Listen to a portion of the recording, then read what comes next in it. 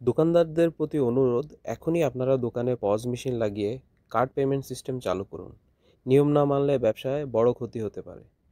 কাতারের ministry of commerce and industry MOCI এখন থেকে আরও কঠোর অবস্থানে।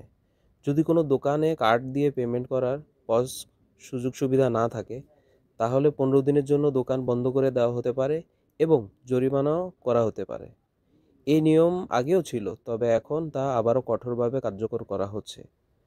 ভোক্তা অধিকার নাম্বার 16001।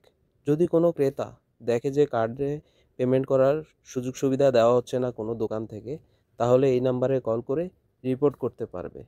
দোকানদারদের প্রতি অনুরোধ, এখনই আপনার দোকানে পজ মেশিন লাগিয়ে কার্ড পেমেন্ট সিস্টেম চালু করুন। কাতারে ব্যবসা করতে হলে নিয়ম মেনেই চলতে হবে। এটা আপনার দায়িত্ব এবং বাধ্যবাধকতা। পোস্টটি শেয়ার করে অন্য দোকানদারদের সতর্ক করুন।